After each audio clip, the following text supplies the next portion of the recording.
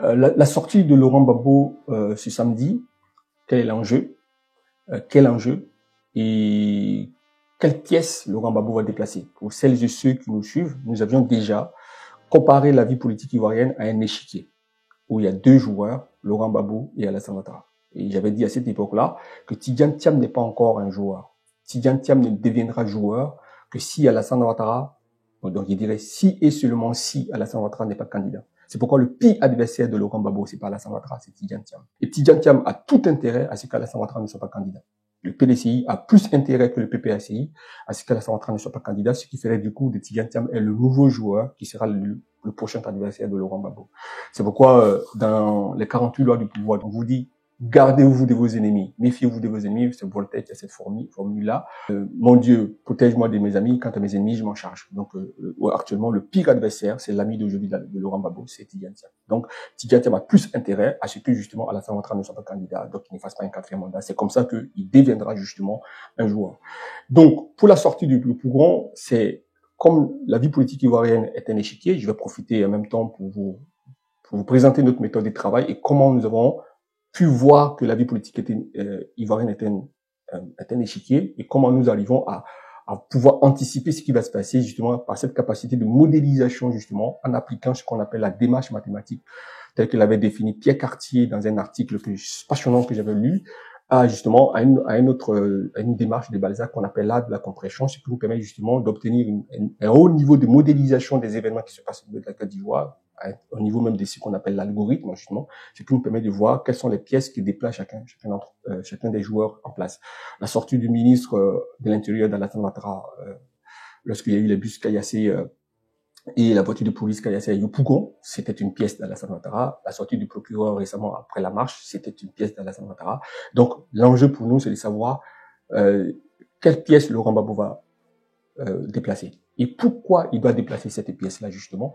C'est pour, justement, faire basculer définitivement le jeu en sa faveur. On verra s'il va déplacer la pièce aujourd'hui pour permettre de basculer les jeux à sa faveur, ou bien si Laurent Gbagbo va encore cacher ses intentions, ou encore brouiller les pistes, et d'attendre, justement, conformément à la loi 3, ça va cacher, dissimuler ses intentions, donc des 48 lois du pouvoir de Robert Greene. Donc il se joue vraiment quelque chose de l'ordre de Robert Greene, des 48 lois du pouvoir de Robert Greene, des princes de Machiavel, de l'art d'avoir toujours raison de Schopenhauer, vous savez, c'est absolument extraordinaire.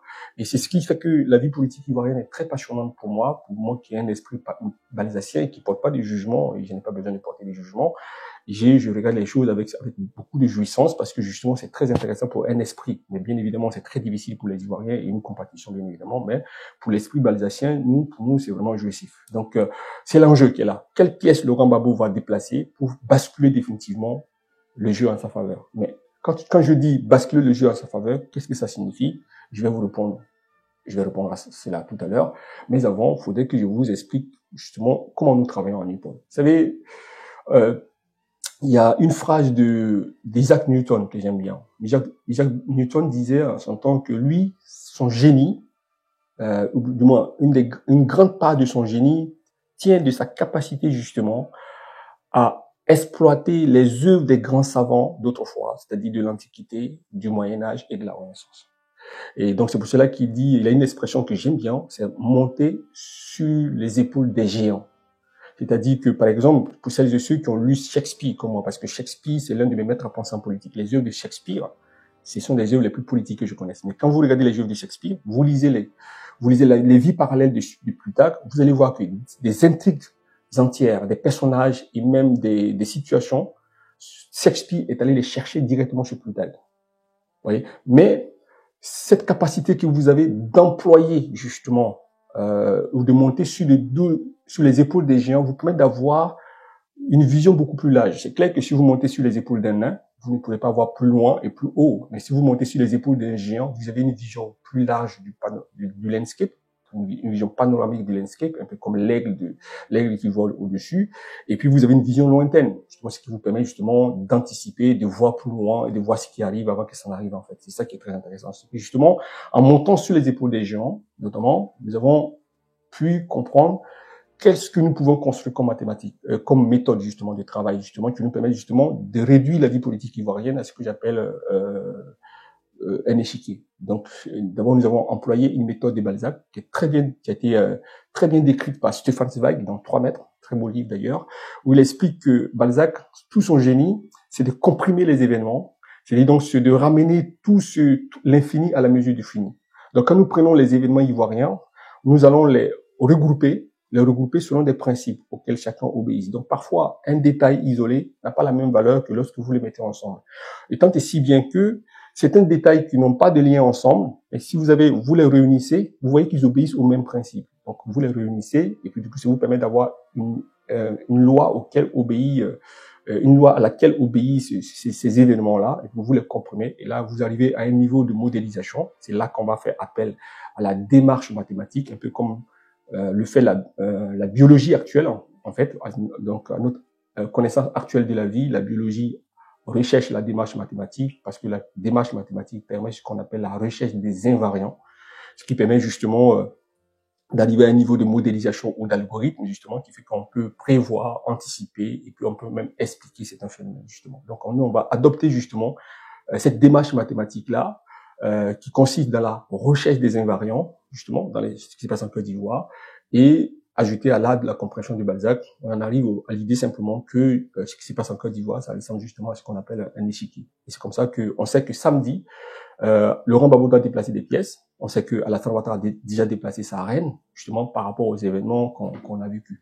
Par exemple, je vais vous donner un exemple matériel et manifeste. Je l'ai noté sur mon deuxième téléphone pour que vous puissiez voir un peu ce qui est en train de se passer.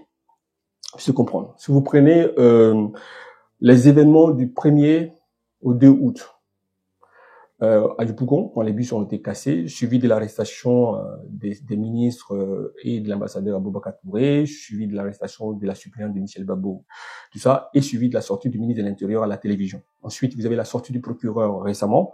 Ensuite, vous avez l'arrestation donc de Lida Kwasi et du ministre Koné. Ensuite, vous avez le transfèrement de Laurent Gbagbo à la CPI. Pour vous, il n'y a aucun lien. Vous allez voir, tous ces événements obéissent au même lien. Donc, le transfèrement de Laurent Gbagbo le 11 avril 2011 à Korogo, puis en novembre à la CPI. Vous avez l'article 48 que Alassane Ouattara a sorti de son chapeau contre Tidiane. Vous voyez, ce sont des événements pour certains d'entre nous, ces événements n'ont aucun lien, bien n'obéissent pas aux mêmes lois. Vous allez voir, ça obéit aux mêmes principes. Et puis vous avez Alassane Ouattara qui fait un discours une fois qui dit j'étais dans un confort inimaginable, j'avais un salaire supérieur à celui de Bill Clinton. Et puis vous avez ensuite Alassane Ouattara lors de la campagne électorale qui dit « Donnez-moi 5 ans et vous verrez la différence ».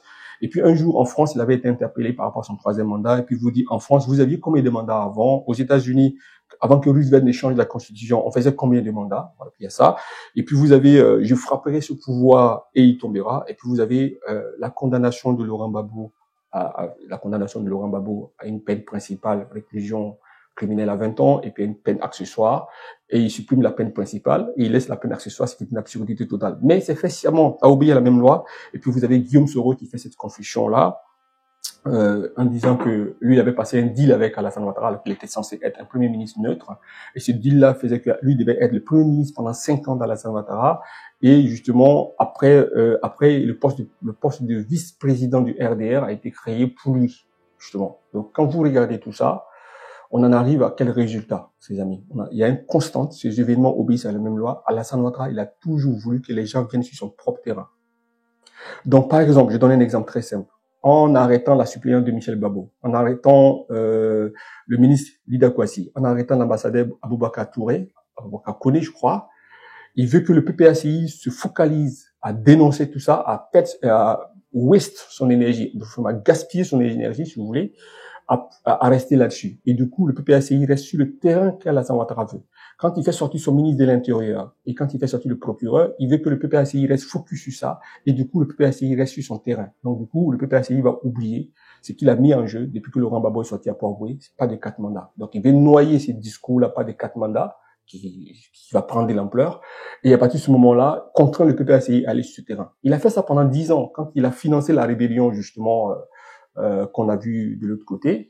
Et pendant 10 ans, Laurent Gbagbo, au lieu de construire la Côte d'Ivoire, Laurent Gbagbo va rester là à vouloir chercher la paix et la réconciliation. Du coup, il ne pourra pas construire la Côte d'Ivoire. Et du coup, il est sur le terrain d'Alassane Ouattara. Voilà un peu, grosso modo, comment fonctionne Alassane Ouattara. Mais ça obéit à une loi. C'est la loi 8 donc des 48 lois du pouvoir de Robert Greene, qui consiste à dire il faut toujours déplacer l'adversaire sur son terrain, on viendra. Donc l'enjeu, et c'est là qu'on peut voir apparaître l'enjeu justement de la sortie de Laurent Gbagbo à Port-Boué, c'est comment Laurent Gbagbo va obliger justement Alassane Ouattara à venir jouer sur son terrain. Déjà, la marche du samedi 9, est très intéressante pour celles et ceux qui ont atteint ce niveau de modélisation que nous avons fait sur la Côte d'Ivoire, au point que nous avons réduit la vie politique ivoirienne à un échiquier. Vous allez vous rendre compte que la marche du 9 a permis de faire bouger les lignes, justement. Donc, le procureur est monté pour venir sortir un argument d'après lequel on a traité Alassane Ouattara de Mossi, alors que moi, j'ai suivi les manifestants, je n'ai pas entendu une seule fois qu'on ait cité le nom d'Alassane Ouattara. Vous voyez, on n'a pas entendu Alassane Ouattara Mossi, rentre chez toi. On a entendu juste Petit Mossi, rentre chez toi. Donc, le procureur, il est sorti pourquoi? Et là, cette sortie du procureur est une grosse victoire pour l'opposition. Ça veut dire que désormais, Alassane Ouattara est en train de venir sur le terrain de l'opposition. Maintenant, ce qu'on attend de Laurent Gbagbo de ce samedi, c'est quelle pièce il faut déplacer pour justement amener Alassane Ouattara à basculer définitivement le jeu pour qu'Alassane Ouattara vienne sur le terrain de l'opposition. Et donc, j'ai vu un communiqué de Maître Abiba Touré aussi. Là aussi, c'est habilement joué. Maître Abiba Touré avait fait un communiqué où elle avait dans un premier temps dénoncé les arrestations arbitraires qui ont été faites contre les membres du PPACI et les membres de l'opposition. Puis à la fin, elle a discuté. Nous n'allons pas négocier sur le 4e mandat. Nous disons pas de 4 mandats pour Alassane Ouattara. Ça, c'est très bien joué de la part de ce communiqué-là. J'ai beaucoup apprécié parce que stratégiquement, ça veut dire que l'opposition est en train de dire c'est fini, le temps où on jouait sur le terrain d'Alassane Ouattara, c'est terminé. Maintenant, c'est Alassane Ouattara qui va jouer sur notre terrain. Nous allons contraindre M. Ouattara à venir jouer sur notre terrain. Et il a commencé avec la sortie de son ministre de l'Intérieur et la sortie de son procureur.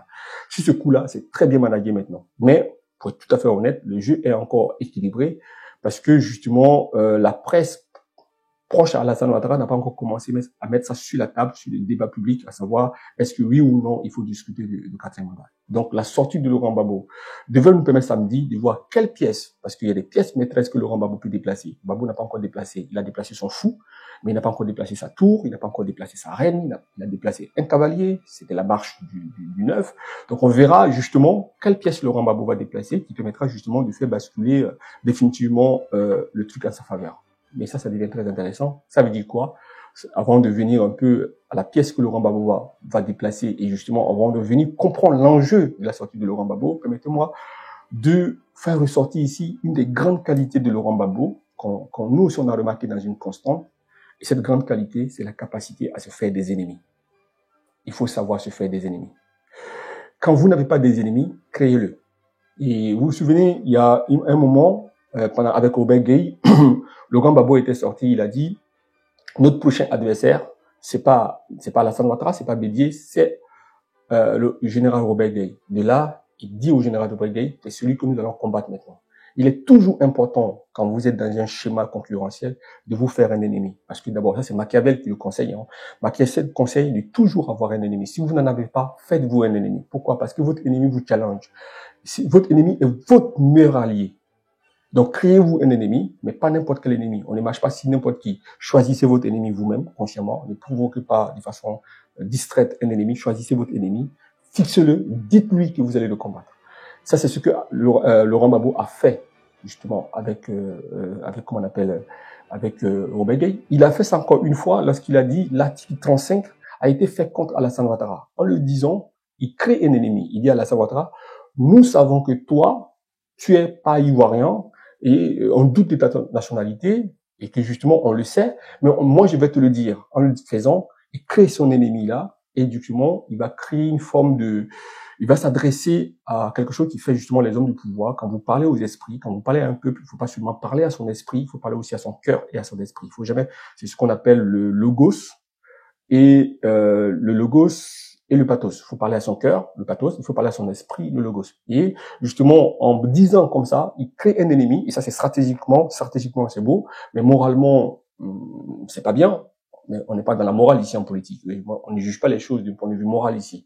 Donc en le faisant, je pense que c'est comme ça que c'est très bien. Et Laurent Gbagbo parvient justement à se faire un ennemi. C'est une grande qualité quand vous êtes dans un groupe concurrentiel, quand vous êtes dans un lieu de combat, il faut toujours vous choisir votre propre ennemi. Si vous avez que des amis, c'est pas bien. Il faut quand vous êtes dans vos amis, que vous n'avez que des amis, que vous n'avez que des gens qui vous apprécient, vous tombez dans le dogmatisme. Il y a beaucoup d'exemples comme ça que j'aurais pu donner dans l'histoire. Hein. Vous tombez dans un dogmatisme qui vous empêche de vous challenger et de vous déplacer. Donc, et quand Laurent Gbagbo sort à Port-Boué, quand tu sors le quatrième mandat, c'est pour ça que je dis que quand il dit pas de quatrième mandat pour Alassane Ouattara, il fait un coup double, en fait. C'est pour ça que je dis que c'est un fou, parce que le fou est l'une des pièces les plus importantes sur un échiquier. Il dit à Alassane Ouattara, je fais de toi désormais mon ennemi, tu n'es plus mon adversaire. Pourquoi? Parce que en disant que pas de quatrième mandat, il est en train de dire que tu n'es plus mon adversaire parce que je n'irai pas aux élections avec toi. Il y aura élection, mais ça sera sans toi. Donc tu n'es plus mon adversaire. Donc je fais de toi comment on appelle un ennemi parce que je veux t'exclure du jeu électoral. Donc désormais, il fait de Alassane Ouattara un ennemi. Et pourquoi c'est très intéressant? C'est exactement ça. Pour celles et ceux qui se souviennent du combat de Mohamed Ali contre Foreman dans le pays de Mobutu, je crois que c'était le Zaïre à l'époque. Je viens de revoir les vidéos il y a quelques temps, puisque je reviens à la connaissance un peu de l'Afrique que je connais plus ou moins mal. Et Mohamed Ali, avant le combat, il a commencé à provoquer Foreman. Vous regardez les gabarits de Foreman et les gabarits de Mohamed Ali, c'est pas pareil. L'autre est une masse humaine, une masse de chair et d'os et d'eau, alors que c'est pas le cas de Mohamed Ali. Donc il commence par le provoquer. Le jour du combat, sur le ring, il commence par le provoquer. Il attend, il prend les coups pendant longtemps. Et pourquoi Mohamed Ali provoque Foreman? Parce qu'il veut que Foreman ne soit pas un adversaire, mais que Foreman fasse de lui un ennemi. Or, pour que quelqu'un soit un ennemi, il faut que tu le haïsses. Or, quand tu haïs quelqu'un, tu agis par émotion, tu agis avec la haine du cœur. Et en ce moment-là, tu ne peux pas lier ton esprit avec ton muscle. C'est comme quelqu'un qui veut parler et qui est dans l'anxiété. Et comme il est dans l'anxiété, il n'arrive pas à connecter l'esprit avec les lèvres, ce qui fait que du coup, il n'a pas cette éloquence et cette facilité et cette fluidité qui est nécessaire justement pour emporter l'auditoire. De la même façon, en provoquant Foreman, en le traitant de tous les noms, il oblige Foreman à faire de Mohamed Ali un ennemi. Et dès là, il va être animé par la colère. Et en ce moment-là, il connecte pas le cerveau avec le poing, parce que quand votre cerveau est connecté avec votre poing, quand vous donnez un poing, ça fait très mal. Mais si vous agissez par la colère, vous donnez la haine, le coup, il est violent, mais il n'est pas stratégique, il n'est pas tactique. C'est pourquoi pendant les premiers rounds, Foreman va botter Mohamed Ali, mais jamais Mohamed Ali ne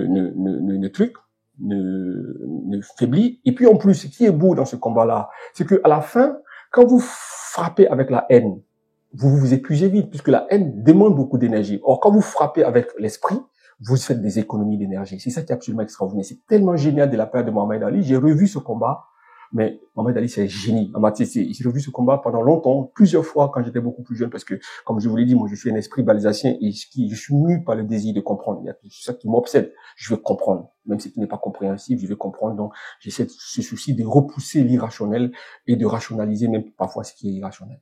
Et de la même façon, justement, quand Laurent Gbagbo dit pas de 4 mandats, il dit à Alassane Ouattara, désormais, tu es l'ennemi. Et il écrit ensuite ce courrier au peuple de Côte d'Ivoire, et il fait en sorte que en Côte d'Ivoire, Alassane Ouattara ne devienne pas seulement l'ennemi de Laurent Gbagbo, mais l'ennemi d'une bonne partie de la Côte d'Ivoire ou de la majorité de la Côte d'Ivoire qui est sortie ce samedi. Donc aujourd'hui, Alassane Ouattara est l'ennemi de la Côte d'Ivoire. Il n'est plus l'adversaire. Donc il ne fera pas partie du jeu électoral. Et ça, c'est habilement joué de la part de Laurent Gbagbo. La grande qualité de Laurent Gbagbo, c'est la capacité qu'il a de se faire des ennemis. Et politiquement, c'est génial. Ça, c'est un premier point que je voulais dire. Donc, je voulais préciser ce premier point-là. Un autre point, c'est sur l'exclusion. Ça encore, ça prouve que Laurent Gbagbo est un homme vraiment puissant. C'est ce qu'il fait à Awa Domelo. Awa Domelo apprend sa radiation très vite. Dans les 48 lois du pouvoir de Robert Greene, donc je crois que c'est la loi 15, non, c'est pas la loi 15, je pense que c'est la loi 42, si je ne me trompe pas, il dit qu'il faut toujours éliminer le perturbateur. Si vous êtes dans un groupe, et puis il y a un des membres du groupe qui perturbe, il faut l'éliminer très vite, n'attendez pas, parce que sinon il va créer un effet de contagion. Donc en éliminant Awa Domelo, que Awa Domelo apprend publiquement sa radiation, au lieu de victimiser Awa Domelo, ça va rehausser l'aura de Laurent Gbagbo. Il y a certaines actions, quand vous les posez, il faut les poser de façon éclatante pour que ça marque les esprits.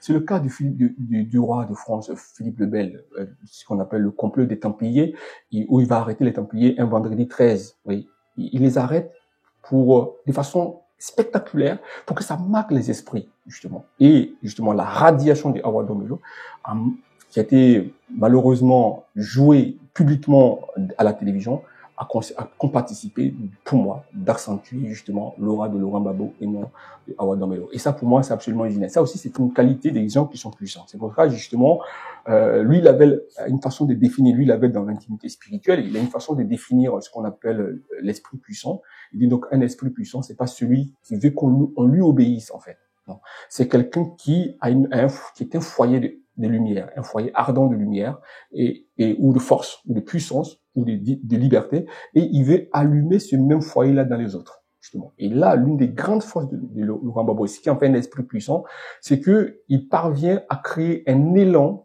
dans les autres, pas en lui, dans les autres. Donc, à partir d'une forme de mystique qu'il a créée autour de lui, conformément à la loi 27, donc des 48 lois du pouvoir de Robert Greene, la loi 27 dit, il faut savoir créer une mystique autour de toi. Et il garde le silence volontairement, ce qui permet de créer la mystique autour de lui. Et du coup, quand il sort, justement, il imprime un élan, de sorte que les autres qui vont agir dans le sens où il demande d'agir sont comme pénétrés par la même clarté qu'il y a en lui. C'est comme un peu ce rapport mystique entre Dieu et l'aimé, de sorte que c'est par l'amour, il y a une forme de participation collective entre l'amant et l'aimé, entre le croyant et Dieu. Ici, il y a une forme de participation collective entre le leader et les militants. Et de sorte que les militants eux-mêmes sont doués d'initiative. Celles de ceux qui sont sortis pour marcher. Et moi, j'ai vu des témoignages, des gens disaient qu'on est dans notre propre pays, puis on a l'impression que le pays ne nous appartient pas. Justement, parce que Laurent Gbagbo est parvenu à allumer en eux ce foyer-là, justement. Et ça fait que du coup, dans ce jeu d'échecs, l'avantage est du côté de Laurent Gbagbo pour l'instant, mais c'est un avantage l'avantage est assez minime et j'espère justement qu'il parviendra justement à sortir ce samedi et à faire basculer complètement le jeu. Et là, pour faire basculer complètement le jeu, il doit appliquer la loi, qu'on appelle la loi Newpol, la chaîne qui bouleverse vos certitudes. Mais le jeu est encore équilibré. On verra samedi quelle pièce de l'échiquier Laurent Gbagbo va déplacer pour complètement et définitivement basculer le jeu en faveur de l'opposition. Et ça, pour moi, c'est un chef-d'œuvre. Félicitations à ces deux joueurs. Sur le terrain ivoirien, moi j'adore, je suis passionné de ce genre de situation. En revanche, c'est pas facile pour les Ivoiriens et je pense que je voulais vous amener à comprendre ce qui se passe à travers la méthode de la compression de Balzac et de la capacité de modélisation avec la recherche des invariants que nous avons employé chez nous à Newpol avec la démarche mathématique conformément à l'article magnifique Mathématiques et activités de Pierre Cartier.